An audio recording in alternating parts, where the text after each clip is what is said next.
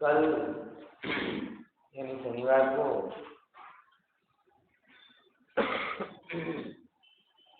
हमने चर्चा में एक विषय लिया था कि 9 तत्व बाहर में देखने पर भूतार्थ दिखाई देते हैं।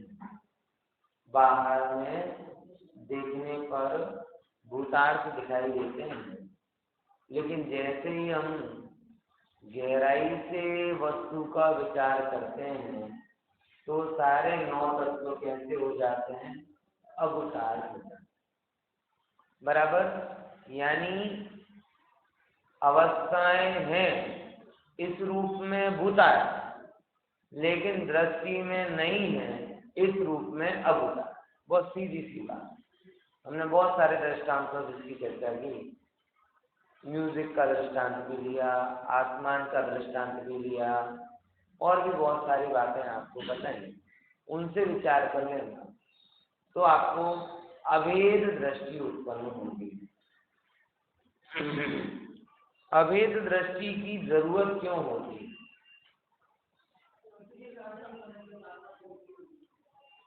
भेद दृष्टि विकल्प जनक होती है। विकल्प जनक होने के कारण रागादि का कारण होती है, वितराग स्वभाव से दूर करती है और सम्यक दर्शन निर्णय इन सब चीजों से दूर करती है। और अभेद दृष्टि विकल्प की शामक होती है।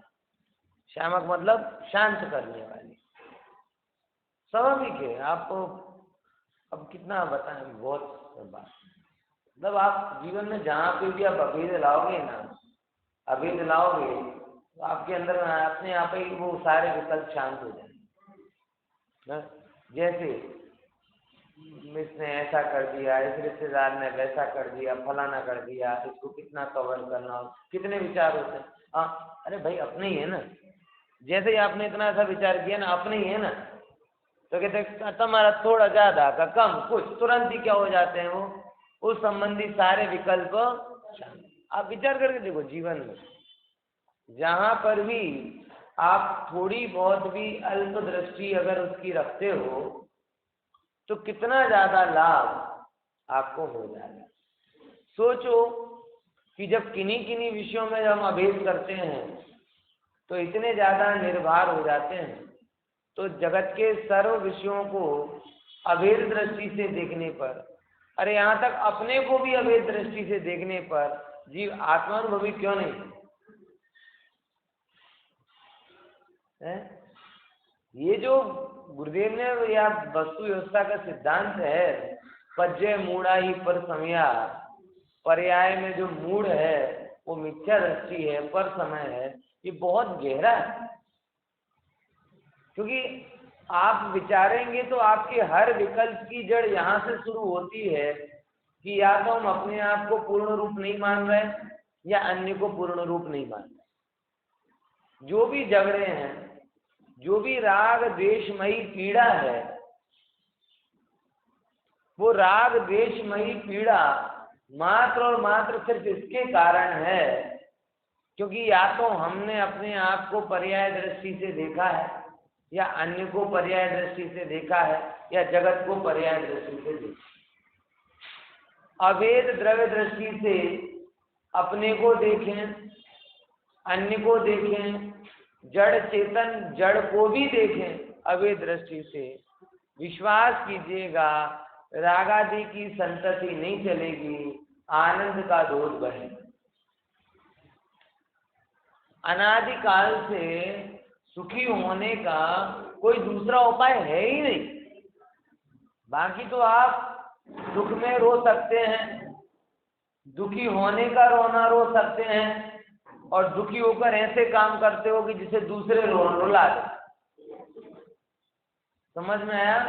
क्या हो सकता है कि स्वयं दुखी हो सकते हैं, दुख का पीड़ा शोक बना सकते हैं, अथवा ऐसी क्रिया प्रतिक्रियाएं कर जाएं जिससे सामने वाला आनंद कहीं नहीं आए। अंदर में ही आनंद की एजेंसी नहीं होगी तुम्हारे पास, तो आनंद कैसे कर? ये लोगों ने हंसी को आनंद का चिन्ह मान लिया, जबकि हंसी कोई आनंद का चिन्ह नहीं है।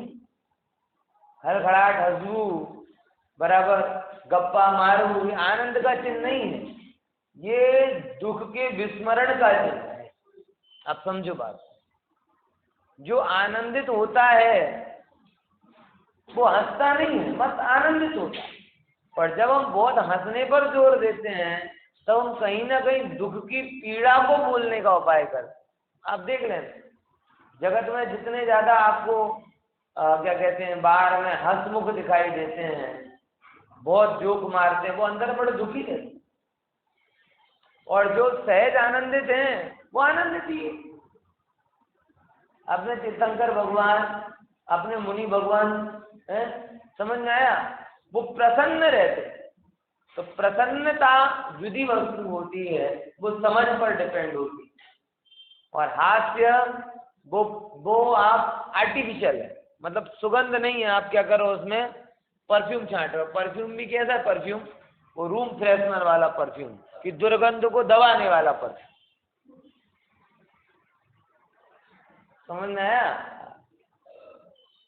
ये तो है और उसको भूलने की बात। और तत्व ज्ञान का मार्ग कैसा है कि है ही नहीं तो भूलने का प्रश्न का।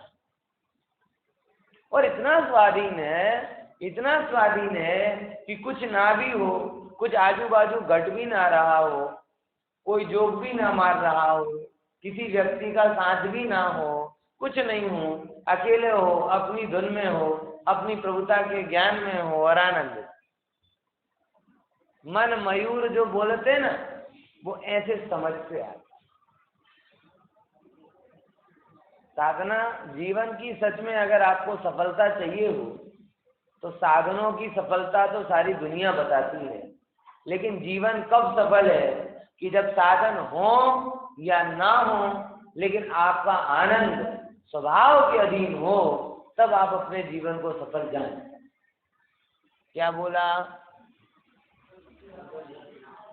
ये बड़ी गहरी बात बोल रहा हूँ। दुनिया ने, कॉर्पोरेट कल्चर ने, भोगवादी कल्चर ने, क्या बोले भोगी लालों ने समझ आया, धनी राम ने, भोगी लाल ने, ईर्ष्या कुमार ने, इन सब ने अपनी अपनी एक परिभाषा बना दी। कितना तुम पा रहे हो उससे सफल हो, क्या तुम भोग रहे हो उससे सफल हो। ये सब उनकी परिभाषा, अपनी नहीं। और इस परिभाषा को कतई अपनाने की जरूरत नहीं। समझ में आया? अरे भाई जीवन की सफलता इसमें है कि आप आनंद का अनुभव करें। और मैं बार बार कहता हूँ आनंद का आईपीओ ना निकालें। आनंद की 100% मालिकियत किसके पास होनी चाहिए? आपके। और ये कैसे होगा? तत्व ज्ञान से जगत की सही सही समझ विकसित होगी, तब सहज ही कारण वगैर, संयोग वगैर आप आनंदित रह सकेंगे। और वही आपके जीवन की, आपने क्या पाया ये तो आपके शरीर की उपलब्धि, ये तो आपकी मजदूरी का परिणाम, लेकिन क्या वेदन करते हो ये आपकी समझ का परिणाम। क्या बोला? फिर आपने क्या पाया ये तो आपकी मजदूरी। बात समझ में है कि नहीं है? पूरी जिंदगी मजदूरी करते हैं तो कुछ पा जाते हैं। तो जो क्या पाया वो तो आपकी मजदूरी का परिणाम, दिहाड़ी है आपकी। लेकिन क्या वेदन करते हैं ये आपकी समझ। समझ में आया? समझदार व्यक्ति मजूर हो ये जरूरी नहीं, और मजूरों में समझ हो ये भी जरूरी नहीं। समझ में आया कि नहीं आया? ये थोड़ी सी गंभीरता से वस्तु को और तत्व को जरा शांति से विचार करेंगे तो सब बात भली भांति ख्याल में आएगी। भाई बहुत गहराई से बात कह रहा हूँ। भोगों के द्वारा जो आपको आनंद या कुछ भी प्राप्त होता है कितना हो, आनंद कम प्राप्त होता है, थकान ज्यादा प्राप्त होती है, अगली मजूरी और ज्यादा ख्याल में आती है, संतुष्टि तृप्ति तो आती नहीं। जो इच्छा एक भोग के लिए प्रेरित करती है, एक भोग के भोगने के बाद वही इच्छा अनेक भोगों को तरफ प्रेरित करती, अनेक भोगों को भोगने के बाद वो अनेक भोगों की तरफ प्रेरित करती। ऐसे करते करते करते उनके आकर्षण में जीवन स्वाहा हो जाता है। समझ में आया? इसीलिए गंभीरता से अपने आप को समझें, समझदार बने। तत्व विचार से ही आप समझदार हो सकते, बाकी तो सब मजबूरी चले, है ना। देखो तो यही बात यहाँ पर कही थी कि स्थूल दृष्टि से देखते हैं तो ये ऐसे दिखाई देते हैं, और सूक्ष्म दृष्टि से जाके देखते हैं तो एक अभेद जीव तत्व दिखाई देता है। वो जो जीव तत्व क्या कहते हैं दिखाई दे तो उससे ही क्या होता है, आत्मानुभवन प्राप्त हो। अब देखो टीका की एक और विशेषता आपको बताऊं। 32 नंबर पेज आपके सामने है। 33 पेज नंबर के टीका की शुरुआत में कलश, मध्य में कलश और पूरा होगा तो अंत में भी कलश।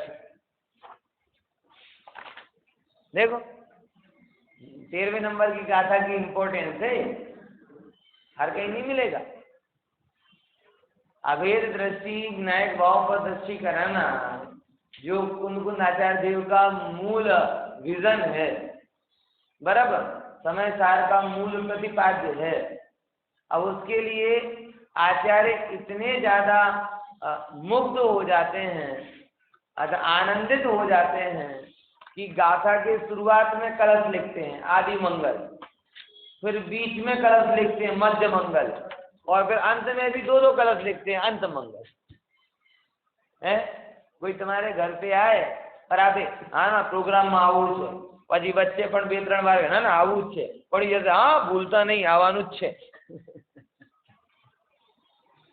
કહેવાય ને। ના ના પછી આટલું કહીને ગયા, આટલું કહીને ગયા, આપણે શું કરવું જોઈએ, જવું જોઈએ, ત્યાં જવું જોઈએ, આચાર્ય કે અભેદ દ્રષ્ટિમાં આવવું જોઈએ। કેમ કે આચાર્ય શરૂઆતમાં કહે છે પ્રત્યક્ષ જ્યોતિ, પછી વચ્ચે લાઈન જે 9મા નંબરનું કલશ આવે, હું તમને સોરી 8મા નંબરનું જો કલશ છે આખો તો નહીં વાંચીશ, જો વાંચવું છે મન તો બહુ કરે છે પણ હવે થોડીક આમ લાસ્ટની લાઈન જોઈએ આપણે। ચલો એ અર્થમાં જો તમને બધા ખ્યાલમાં આવશે, અર્થ સીધો લઈ લઈશું આપણે। આ રીતે નવ તત્વોમાં ઘણા કાળથી મળી ગયું ને બધાને, હા શ્લોકાર।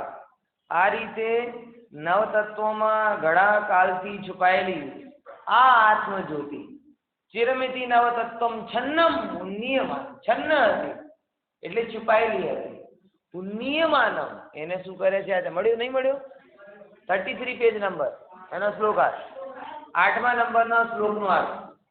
हाँ चलो पढ़ लेते हैं। चिरमिति नव तत्व छन्नमुन्नीयमानम्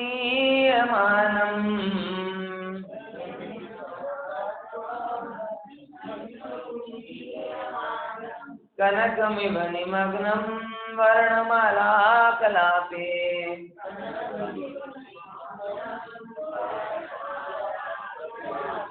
अथ सतत विभक्तं दृश्यतामेक रूपम्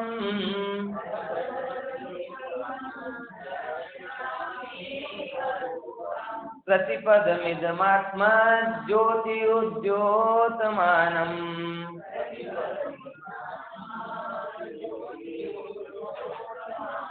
पढ़े सर। चिरमिति नवतत्त्वात्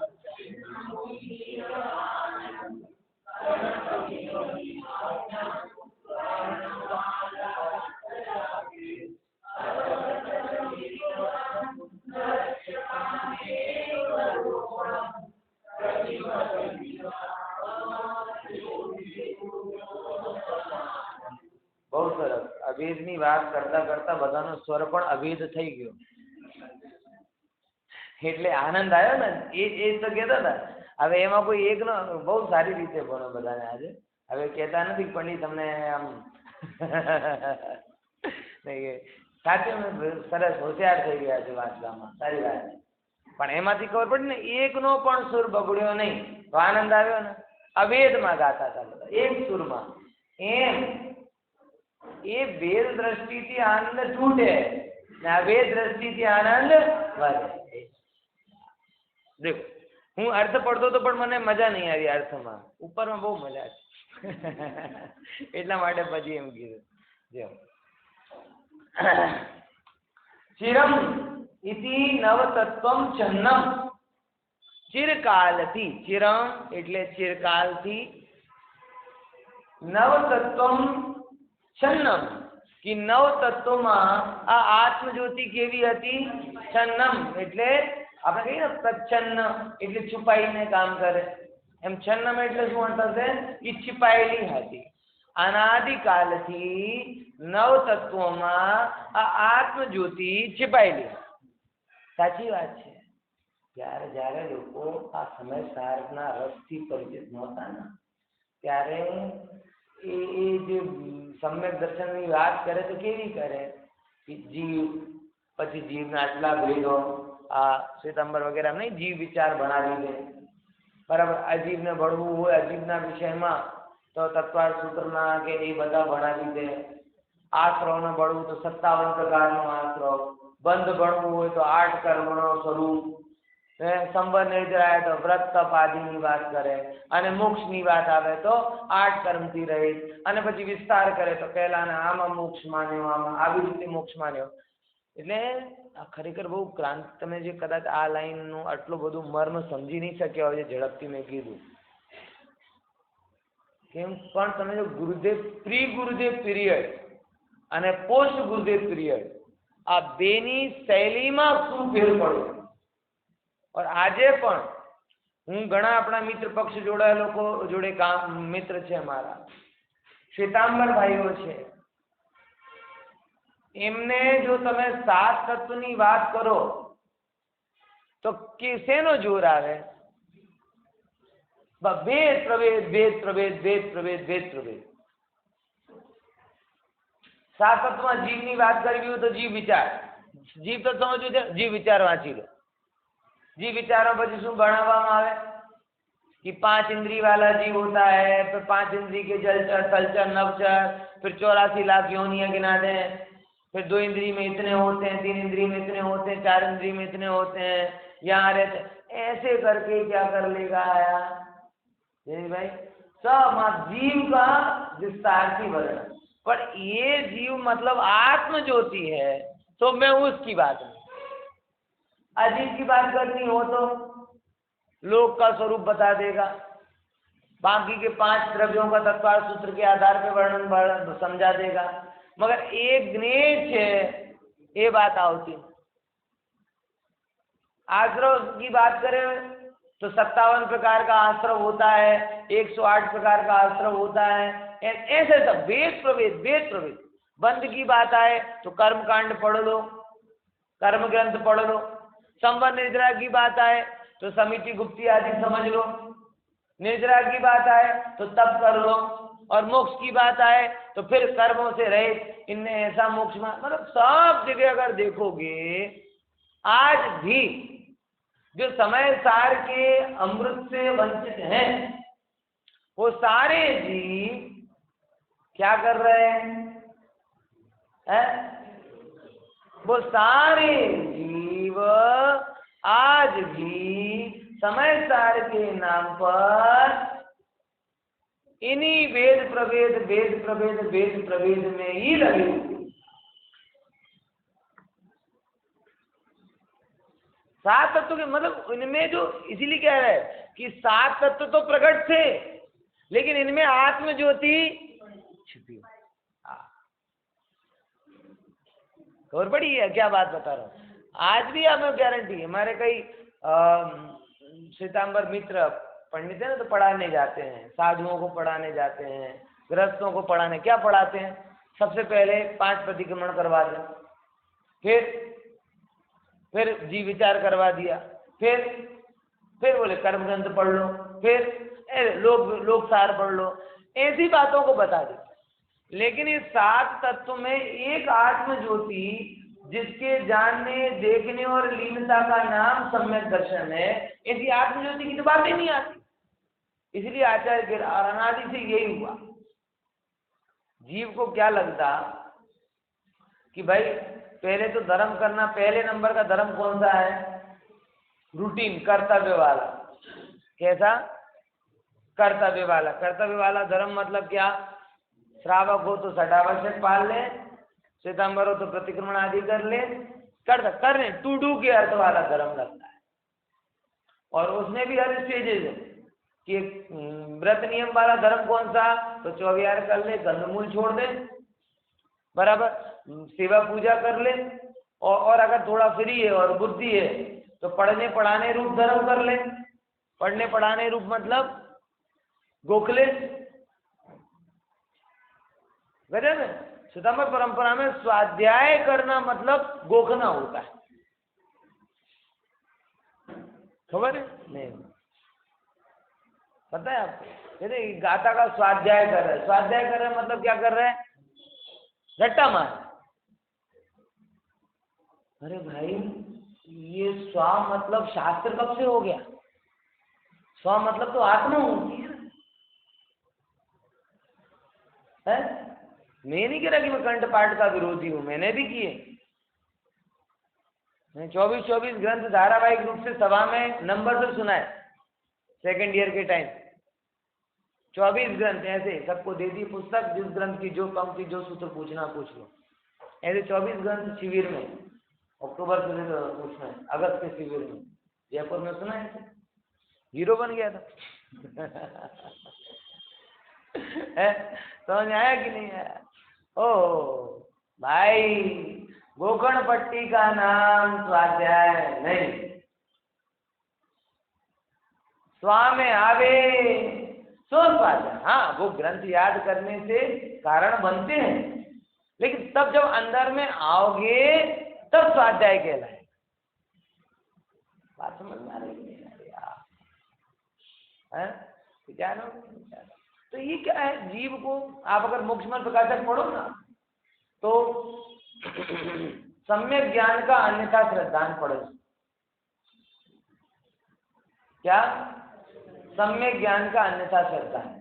और सम्यक ज्ञान के अन्यथा श्रद्धान में टोडामणि साहब जोरदार टकोर करते हैं। कभी पढ़ता है, कभी सुनता है, कभी सुनाता है, कभी याद करता है, कभी कुछ बोलता है, कभी कुछ विचार करता है, मतलब ये सब करता है, और वो सब मिथ्या ज्ञान। तो करें क्या पंडित जी? बोले 9 तत्वों का ज्ञान करके इनमें छिपी हुई आत्म ज्योति को देखेगा तो सम्यक ज्ञान कहलाए। है? मैथमेटिक के जैसे पढ़ जाएगा तो सम्यक ज्ञान नहीं होगा। मेरा पना लाएगा तो सम्यक ज्ञान। हाँ, इसलिए यहाँ कहते हैं चिरमिति नवतत्वम छन्नम। उनको क्या करे? कनकम इव उन्नीयमानम। उसको क्या कर दिया उन्होंने? प्रकट किया। उन्नीयमानम, उन्नीयमान मतलब बाहर काढ़ी। नियमान, नियमान मतलब काढ़ू। उन्नीयमान એટલે ઝડપથી કાઢ્યું। શેનાથી કાઢ્યું બહાર? જેમ કુવામાંથી પાણી કેવી રીતે કાઢો? આમ કરીને ના કાઢી શકો, રસ્સીમાંથી કાઢો ને તો શુદ્ધ નયની રસ્સી વડે એ જે 9 તત્વોમાં જે આત્મ જ્યોતિ छिपाયેલી હતી એને શું કર્યો? बराबर। अब क्या कहते हैं? अब दृष्टांत देते हैं। कनकम निव निमग्नम वर्णमाला कलापे। जगत में शू कहवाय? समझो, सोना, जिस कैरेट आज के शब्द हैं, कैरेट सोना की प्योरिटी को मापने वाले शब्द जो है ना, कैरेट, ये आज के शब्द हैं। पहले ऐसे नहीं थे। तब जैसे 16 आने बात सच है, एक बात कहती थी ना, तो 16 आने लोग वो पैसे वाले 16 आने कहते थे। वो पैसे वाले 16 आने नहीं थे, ये सोने को 16 वान से पकाया जाता था, 16 वान, और उसमें जो प्योर स्वर्ण रहता था उसे कहते हैं 16 वान का सोना। कनक क्या शब्द है? कनक शब्द है ना। कनक एक तो स्वर्ण और एक कनक। स्वर्ण और कनक में क्या अंतर? कि जो मिक्स वाला होता है वो सोना, अपन कहते ना सोने का पॉलिश करवा रहे हैं, कनक का पॉलिश नहीं होगा। कभी सुना आपने कनक का पॉलिश? क्योंकि 1 कैरेट होता है तो भी सोना कहा जाए। इमिटेशन गोल्ड भी गोल्ड ज्वेलरी गई, गोल्ड शब्द आएगा। लेकिन कनक शब्द कैसा होता है? शुद्ध स्वर्ण। अपन उसके लिए इंग्लिश वाले 2 ही शब्द बोलते हैं, गोल्ड और प्योर गोल्ड, प्योर विशेषण बोलते हैं। लेकिन संस्कृत वाले कहते नहीं, जो प्योर है उसके लिए शब्द है, ये प्योर लगाने से क्या होगा? तो शुद्ध स्वर्ण को बोलते कनक। तो कनकम निमग्नम वर्णमाला कलाते, कि 16 वान के जो ताप होता है उसमें जो कनकपना है यानी शुद्धपना है उसका, वर्णमाला कलाते, कि अलग अलग वान में आप देखोगे कि जितने मुझे तो अनुभव नहीं है, लेकिन कोई ज्वेलर्स होगा उससे बहुत अनुभव होगा, मेरा तो ज्यादा काम पड़ता नहीं कि वो खींचता है लाइन कसौटी पर, है विनोद भाई? आपको होगा पता। तो अलग अलग कैरेट में अलग अलग लाइन खींचती, और हर एक की वो लाइन की चमक देखकर वो अंदाजा लगा देता है कि कितना प्योर है ना। कसौटी पत्थर पे कसते ना, ये अनुभव है। तो जैसे 16 वान का सोना हो और 16 वान के सोने की कसौटी पत्थर पर 16 लाइन खींचे, तो 16 लाइन खींचने पर सबकी चमक एक सी होगी कि अलग अलग? अलग अलग। अब अलग अलग चमक है तो जो जौहरी है वो पैसे किसके देता है? वो चमक किसकी है? अशुद्धता की चमक है कि शुद्धता की चमक है? पहले ये बताओ, है नहीं? शुद्धता की चमक है। तो अशुद्धता से अशुद्धता ने क्या किया? अशुद्धता ने क्या किया? बोले चमक को कम किया। अशुद्धता ने क्या किया? चमक को कम किया। तो चमक को कम किया और शुद्धता ने चमकाया, तो जौहरी पैसे किसके देता है? शुद्धता के, चमक के। वो चमक किसका प्रतीक है? शुद्धता की। और वो जौहरी को वो शुद्धता दिखती है तो उस शुद्धता के हिसाब से आपको पैसे देता है कि भाई तुम 100 ग्राम लेके गए, बराबर, बोले 55,000 रुपए का भाव चल रहा है, इतना ही चल रहा है ना कि ज्यादा कम होगा कुछ, बराबर इतना चल रहा है। तो वो कहेगा नहीं ये तो 80% वाला है, तो 80% के आप 55,000 का माल लेके गए, वो 20,000 भट्टे में निकाल देता है और बाकी के वो 20% उसने कर देता है और 80% को पैसे देता है। ये हुआ दृष्टा। आचार्य कहते हैं हमने नव तत्वों को कसा और नव तत्वों में जो चैतन्य तत्व की चमक आई उसे शुद्ध नए से ग्रहण किया, उसमें व्यय किया। फिर आचार्य क्या कहते हैं? हमने क्या किया? नव तत्वों को देखा, लेकिन नव तत्वों में कुछ हमें अशुद्धता दिखाई दी और कुछ शुद्धता दिखाई दी। जो अशुद्धता है उस पर नजर नहीं की, उसके लिए पैसे नहीं दिए, लेकिन जो चमक दिखाई दी वो उसके लिए हमने दर्ज दिया। और वो दिखाई दे तो तुम्हें जौहरी कहलाओगे, वो दिखा, और वो उसके लिए थोड़ी पार की नजर होनी चाहिए। जिसे अनुभव ना हो उसे तो सब all glitters is not gold, पर जिन्हें खबर ना पड़ती मैंने हमारे बुंदेलखंड के गांव में कई बार डुप्लीकेट विंटेज ज्वेलरी चालू हुई थी ना, आपको पता, बहुत पहले की बात है। तब ऐसी बहुत घटनाएं होती थी, गठिए होते थे बहुत ज्यादा लोग, तो गांव में जाते थे, बोले कि सोने का है ले लो। अब बेचारे गांव के भोले व्यक्ति, वो तो मजबूरी में है ना, हमारा पॉकेट गिर गया है ना, ये हो गया है, तो हम तो हमारा कड़ा 5,000 में बेच रहे हैं, 25,000 का है। जैसे कितने लोगों को उस समय, बेचारे गांव के भोले लोगों को क्या किया था, उन्हें तो पता ही नहीं चलता कि ये भी मार्केट में आ गया। सोने से कम नहीं और भाव में दम नहीं है। तो कितने लोग के केस आते थे, बहुत केस आते। अज्ञानी भी ऐसे ही ठगे जाते हैं। अब लोग कहते ज्ञान की क्या जरूरत है, बस घंटा भर पढ़ लिया, बाकी तो अपने हिसाब से जीवन, ठगे जाओगे। स्वभाव आपको ठग के चला जाएगा, कोई भी जीव आपको ठग के चला जाएगा। अगर आपको इनके बीच में छिपी हुई शुद्धता का भान नहीं है तो आपको लगेगा धर्म कर रहे तो ठगे गए भाई। क्या हुआ, ठगे गए। लगा कि हमने पूरा और गजब है, सब अज्ञानी मिलकर आपको धर्मराज की उपाधि भी दे देंगे। सबसे बड़ी समस्या ये, आपको 100% संतोष करवा देंगे। तू तो बहुत बड़ा धर्मात्मा है भैया। मैं कहता हूँ ना कि जब मैं बीएड करता था तो एक कंपटीशन में मेरा फर्स्ट प्राइज आया, वक्तृत्व स्पर्धा में। तो वो क्या कहते हैं, एक मेरे मित्र थे ना जो जाट वगैरह थे, वो बोले ये तो सब आपकी तपस्या का फल है। कौन सी तपस्या कर ली? बोले आप रात को खाना नहीं खाते है, कौन आया कि नहीं आया? तो उनको तो रात को भोजन नहीं करना यही तपस्या लगती है। तो मैंने उनको ये बोला कि अरे भैया, अगर इससे मैं तपस्वी हो जाऊं तो गधे, घोड़े, गाय, खच्चर, पशु, पक्षी सब क्या हो जाएंगे? सब तपस्वी हो जाएंगे। तो सबको तुम्हें सर्टिफिकेट देना पड़ेगा। भाई ये तो कुदरती नियम जो तुमने तोड़ा, तुम अपराधी हो, हम तपस्वी नहीं। मैंने ये सब उनको बोला था, अजैनों को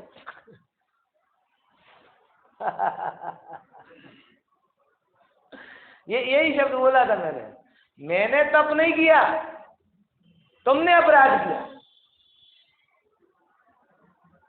इसके कारण मैं तपस्वी नहीं हूं, लेकिन ये नहीं करने के कारण तुम अपराधी। क्यों? बोले कौन सा अपराध? मैंने कहा तुमने कुदरत के चक्र को तोड़ने का अपराध किया। मैंने तप वप नहीं किया कुछ, मैं कुदरती जीवन जी रहा हूं जो प्रकृति का नियम है। सारे पशु पक्षी ऐसे ही कर रहे हैं। भोजन जीवन का विस्तार होता है, तो हमें रात्रि में विस्तार थोड़ी करना है। रात्रि तो शांति का प्रतीक होती है। अब सारी हुड़दंग रात को ही हो रही है, बर्थडे सेलिब्रेशन आधी रात को हो रहा है, पार्टियां रात को हो रही, सब उल्टा हो रहा है। ये कुदरत के चक्र का उल्लंघन है। तो मैंने कहा मैं तपस्वी नहीं हूं है, लेकिन तुम उस चक्र को फॉलो नहीं कर रहे हो तो तुम अपराधी। ये बात मैंने अजैन को, जाट को, ब्राह्मणों को बीच में गई, और एक की भी हिम्मत नहीं हुई थी कि इस बात का खंडन कर दे। ठीक है, बात तो आपकी सही है, लेकिन अब क्या करें? मैंने क्या करो, जो तुम्हारे सामने मैं कर रहा हूं वो करो। समझ में आया? तो बात ख्याल में आई ना कि व्यक्ति तो क्या करता है कि तुमको धर्मात्मा का संतोष तुरंत दे देता है और तुम ठगे जाओ। तुमको लगता है कि ये धर्म स्वभाव में आ गया, ये धर्म तुम्हारी रूटीन क्रियाओं में आ गया। समझे कि नहीं समझे आप?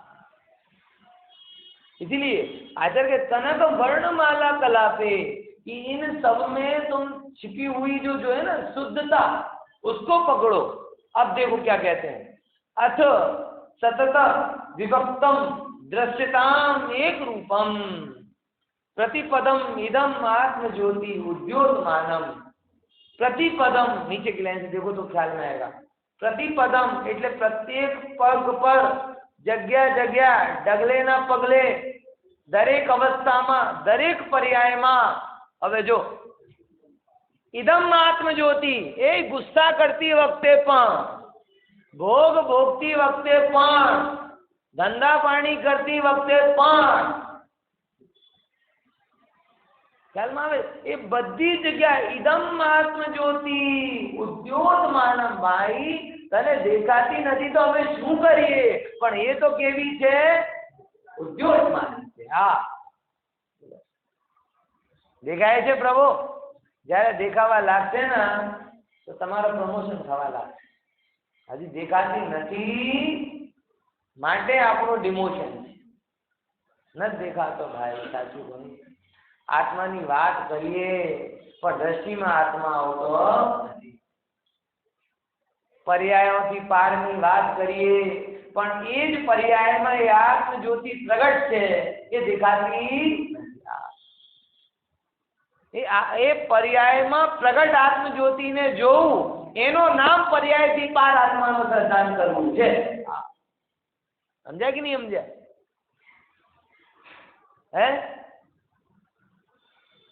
બહુ સુંદર લાઈન છે અમુક ટાઈમ તો શું હોય કીધા પછી આમ લાગે કે ભાઈ અહીંયા લોકોને કલાકારમાં જ भ्रांति लोगों ने पर्यायों से पार मतलब क्या मान लेते हैं कि कोई आत्मा है जो पर्यायों से पार बैठा है। जैसे कोई बॉस हो ना, कर्मचारी काम करते रहते हैं मार्केट में और बॉस एसी कमरे में बैठा रहता है, ऐसे हम लोग भी सोचते हैं ये पर्याय काम कर रही है और आत्मा क्या है किसी बॉस के जैसा बैठा और हमें उस बॉस से मिलना। बोल ऐसा ठीक है? नहीं है, तद्दन खोटी वस्तु है। द्रव्य कभी पर्यायों से अलग होते ही नहीं। ये कोई पर्याय एम्प्लॉय नहीं है द्रव्य की कि जो द्रव्य तो एसी कमरे में बैठा रहे और पर्याय मार्केट में दौड़ दौड़ दौड़ दौड़ करते।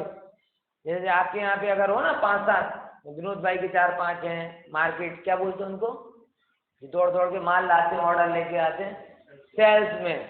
तो विनोद भाई का क्या काम रहा, वो बैठे बैठे अब यहाँ जाओ, अब वहाँ जाओ, फलाने जाओ, बराबर ना।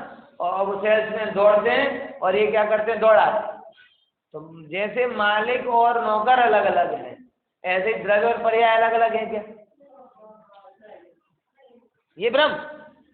पर्यायों से पार मतलब पर्याय द्रव्य पर्यायों से पार गया नहीं, द्रव्य तो पर्यायों में रहता है। हाँ, तो मतलब क्या कि हर पर्याय में उस चैतन्य ज्योति को देखना और पर्याय को भूल जाना। देखने वाली पर्याय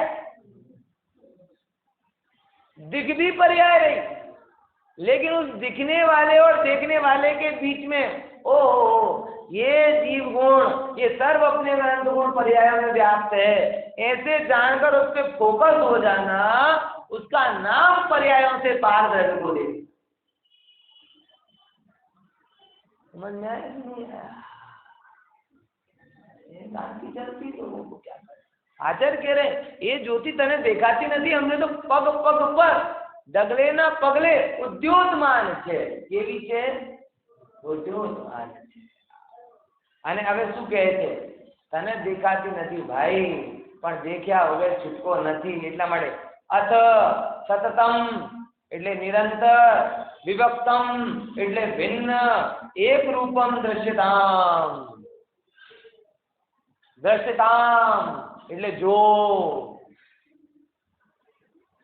શું કરો એ એક દરેક पर्याय જેમ કે સુનાર સ્વર્ણકાર શું કરે કે 16 વાનના સોનાની લકીરોમાં જે કનકનું જ્યોતિ છે, કનકની ચમક છે, એને જોઈને ધન આપે છે। એવી રીતે જ્ઞાની પોતાની નવદત્તની પર્યાયોમાં એ જોઈને એ જ વસ્તુને અહીંયા બહુ સરસ બનારદાસજી કહે છે। अर्थ છે, હું અર્થ લઈ એક વાર વાંચીને कि जैसे बन भातु, हाँ ये गई, जैसे बन बारी में को धातु के मिला को है, नाना बाती भयो पे तथापि एक नाम है, कस की कसौटी लोगों ने रेखे सारा पोताई, बान के प्रवान करी ले तू दे तू दाम है। बनवारी, बनवारी मतलब जो बनाता है, जो सोने के आभूषण बनाता है उसे बनवारी का। तो कुधातु के मिलाप है कि सोना कुधातु से मिल दिया हो। नाना भांति भयो छे, पहला वान, बीजो वान, तीजो वान, आज की भाषा में 16 carat, 12 carat, 14 carat, 18 carat, 24 carat. कुधातु के कारण सोने का काम कीमत कम नहीं है, वो कैरेट सोने की कीमत को कम नहीं बताता, सोने में हुई मिलावट को बताता है। पॉइंट समझ में आया? सोना तो सोना है, सोने में कोई कमी नहीं हुई, सोने में प्रभु ग्रहा ही नहीं, लेकिन उसमें जो मिलावट उसके कारण कैरेट होता है। देखो, कसी की कसौटी लोको निरखे सराफ ताई, बान के प्रवान कर ले तो देतो दान। कस की कसौटी, ये दृष्टांत बन गया था, उसके आधार पर बान के प्रवान कि जैसा वर्ण है उसके आधार पर दाम लेता देता है। अब देखो, कैसे ही अनादि कूद गल तो संजोगी जीव, नव तत्व रूप में अरूपी महाधाम है। अनादि पूर्वक संयोग થી જીવ કેવો છે? નવ તત્વ રૂપ થયો છે પણ અરૂપી છે, है ना? दिसे उन मानसो उद्योत मान ठोर ठोर, दूसरो न और एक आत्मा ही राम है। અને દરેક અવસ્થામાં ઉન્માન એટલે પ્રગટ થાય છે, बराबर। दूसरों न और कोई दूसरा है ही नहीं, आश्रम में भी आत्मा है। एक क्रोध में आत्मा है, बोले हाँ क्रोध कौन सा तत्व? तो उसमें आत्मा है। बोले अरे भाई क्रोध में आत्मा नहीं है, लेकिन क्रोध कहाँ हो रहा है? जीवत्व शक्ति के बगैर तो कहीं क्रोध हो ही नहीं सकता। ये मोबाइल थोड़ी क्रोध करता है? तो अगर क्रोध करता होता तो मुंह फुला के बैठ जाता, कभी तो रजा आपको